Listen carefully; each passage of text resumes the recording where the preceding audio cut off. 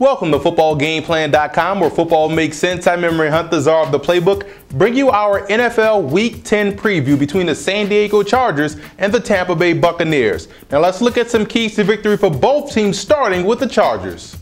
What you saw last week from the San Diego Chargers was excellent balance in their offensive attack. They ran the football just as equally as they threw the football, and that's what they have to do moving forward against Tampa. I do believe they have some opportunities to make some plays downfield off of play action. So that's all about setting up the running game early in the down and distance, getting these guys in a short, manageable situation. And then I know Phillip Rivers can find a play action pass because they do have speed. They do have the ability to match up with their tight ends. They have 3 tight ends they could utilize. I think they could be effective.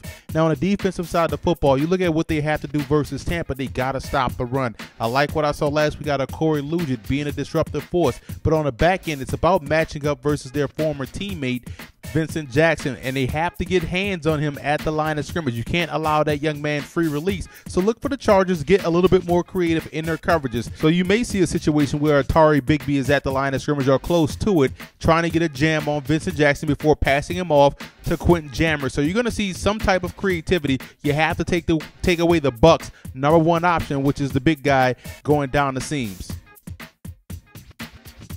Now let's move over to Tampa Bay in this ball game, and what Doug Martin provides this offense, one, is stability. It's the ability also to operate off play action, and it's balance. So everything that the Chargers want to do, the Bucs are already doing. But I look at Eric Lorick being a vital part of his game plan this week, picking up the blitz, clearing out lanes on the interior for the running game. So keep an eye on him playing a huge role versus the Chargers. And you also look at Mike Williams. The good thing about the Bucs, they face 3 teams already that run a 3-4 defense, so they have experience in how to widen out that pressure. In every game, Mike Williams has proven to be a huge asset. Now on the defensive side of football, I look at the black boys, and that's Quincy Black and Ahmad Black. Quincy Black in the sense that he can wall off the inside of the tight ends as they try to attack the seams, and Ahmad Black being that third safety. The Bucs actually can go to a big nickel look where you're going to have 3 safeties on the football field with Barron, Black, and also Rondé Barber. That frees up more plays to be made for Rondé Barber to play center fielder or even to jump some passes that Phillip Rivers may toss either across the middle or down the sidelines.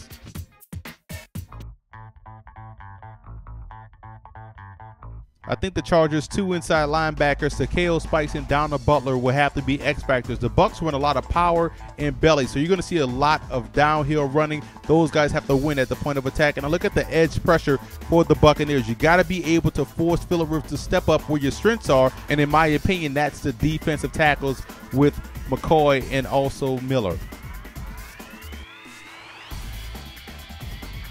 Looking at the personnel breakdowns, and once again, the Buccaneers are equal to their opponent in the AFC West, but the Chargers do have some opportunities. You look at the tight end play, like I said before, they can get multiple, and that could create a whole bunch of mismatches for that Bucs defense.